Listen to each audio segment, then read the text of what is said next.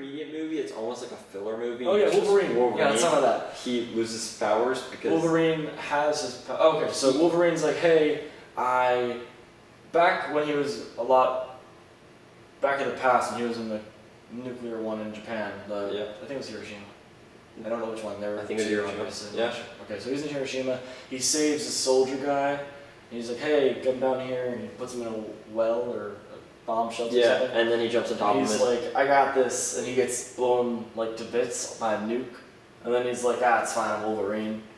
He gets back up, and the guy's like, he's amazing, I want his powers. But he can't get him because he's just some Asian guy. But then he grows and builds this crazy awesome. And of course, the way they show it in the movie, Business. it's just regular present day, but they have amazing Japanese technology.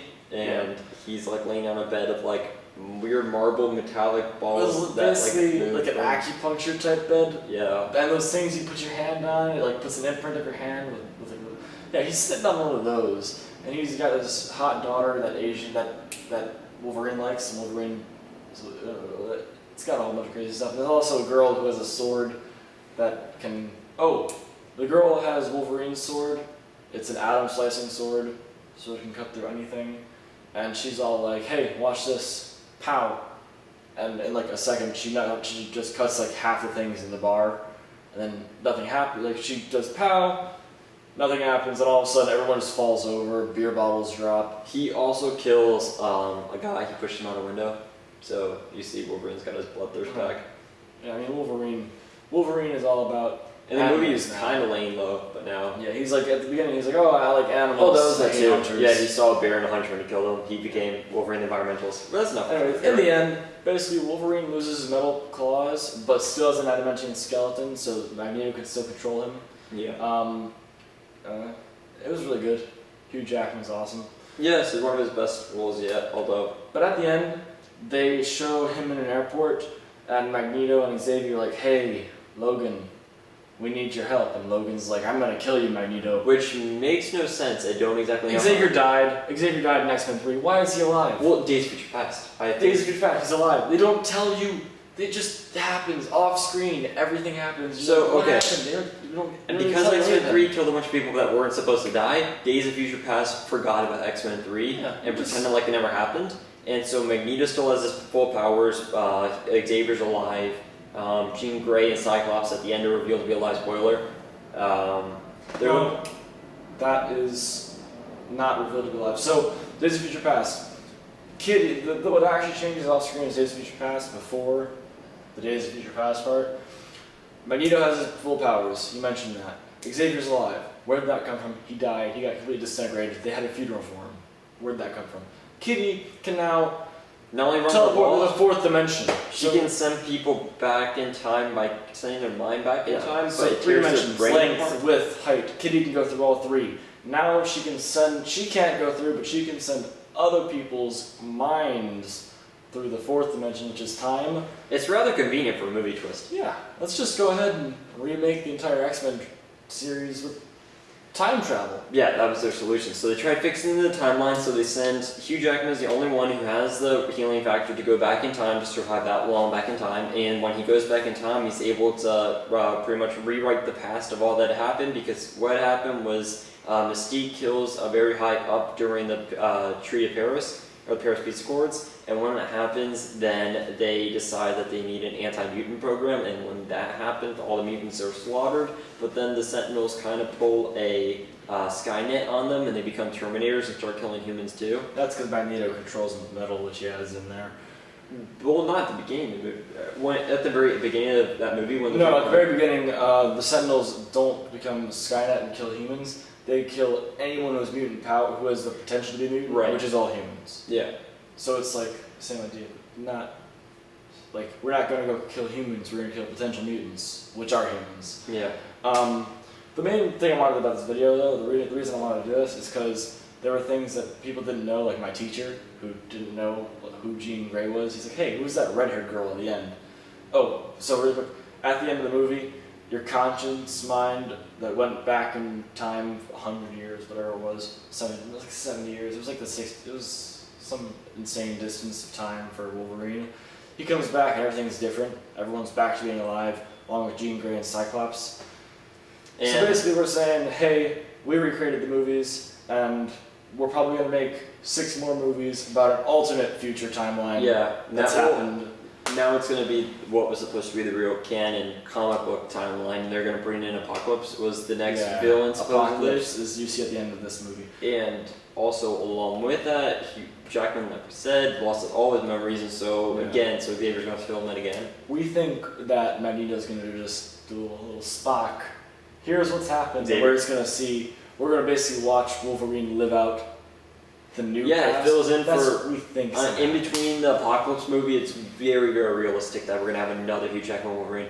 Although they were saying that he was getting too old for the role, and that this might be his last role as Wolverine, or maybe he might be in there for one more. So He if you had haven't gray seen hair. Days of Future Past, watch this because you might not have a chance to watch it again, or him in Wolverine role again. Also, surprisingly, they left him having gray hairs on his side, which Yeah, I is would have thought they'd dye it, but strange. who knows? Because like 10 years passed from then, and he's already 300 something years old, so an extra 10 years is gonna make him that much older. Yeah. Although it can't be that long for into the future, because Kitty Pryde's still like Yeah, exactly. 20. Kitty, all the actors are still young. Yeah. The young actors are still young, but Logan or Hugh Jackman is now getting old and it's throwing everything off. Patrick Stewart's still like the same age since he Yeah. was in Star Trek Next I feel Generation. like Magneto's gotten like really old. I feel horrible. It's all the seeing time him, like, again. work. That's horrible. Yeah. All right, but really quick, Magneto is yelling at Charles on the plane. He's like, "Hey, mutants died." He talks about those mutants that he's talking about, like the ones that fly. He says, "What's her name? I don't know. It was like Dragonfly or something weird." Yeah, I was like, Anyways, the point is, those mutants he's talking about are the ones from X-Men First Class. Jean Grey is the red-haired lady at the end. Cyclops is her boyfriend who you saw in the other movies. So when you see that shocking thing that everyone else in the theater was like, and you're like, they're just people. That's why. It's because they're supposed to be dead, and now they're alive, and no one knows why. and Jean Grey has a thing for Wolverine, and Wolverine has a thing for Jean Grey, but Cyclops likes Jean Grey, and they're together.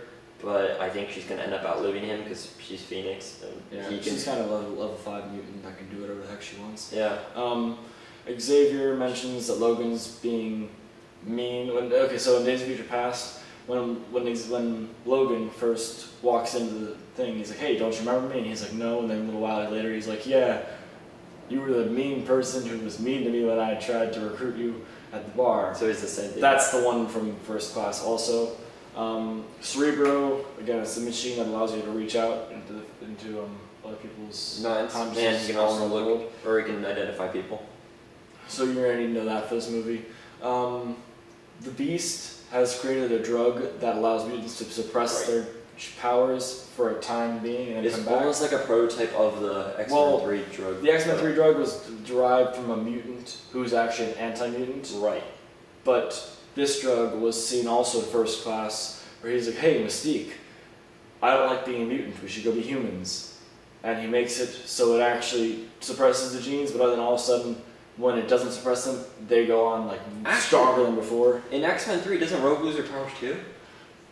Yeah, She gets cured, so they She fix gets that cured. as well. Doesn't matter Because she's- and Bobby has a beard now. Bobby Iceman now has a giant beard, and I think that's the most important part of this movie. Because it's gonna be an ice beard. Yeah. But they didn't really show Rogue's most powerful form, and her normal form, which is in the comic books, is while she's fighting with Miss Marvel or against Miss Marvel, she grabs her by the arm, and when she does, she absorbs a lot of her powers permanently, and so she gets the ability to fly, super strength, almost standard Superman powers, but kind of lesser.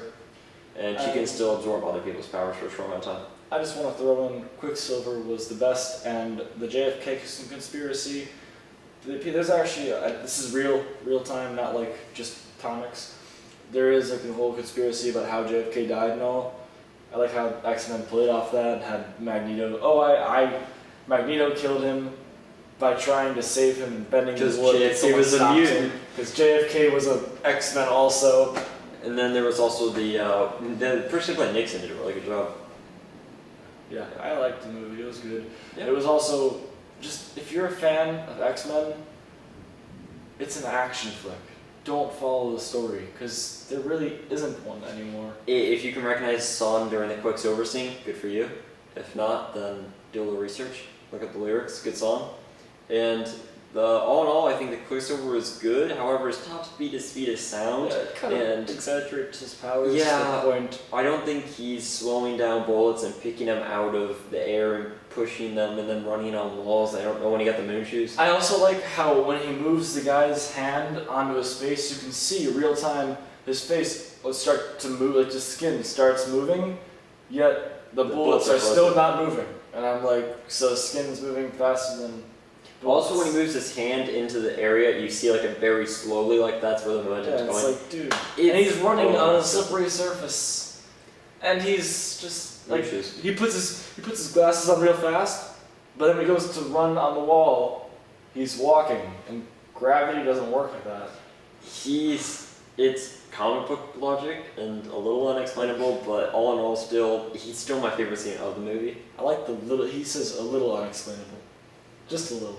Just makes no sense at all. Actually my favorite scene of the movie is when they break Magneto out of prison and he grabs Yeah. him and he's like, what are you doing? He's like, this is to prevent whiplash. He's like, what do you mean? He's like, don't hold your breath. He's like, what? And he goes, and then they're at the end of the hallway already in the elevator. He's like, Yeah.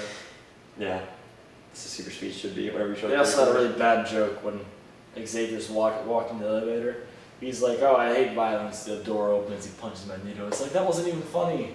It's a bad joke. He was like, hey, or he's like, Charles. So, all in all, go see all the X-Men movies if you haven't, if you're interested at all. Hopefully it's kind of helped you fill in any of the gaps if you'd only seen this most recent movie because you were dragged to it by a date or you just went with friends and you had actually all the X-Men. So that's the end of that. Thanks for watching.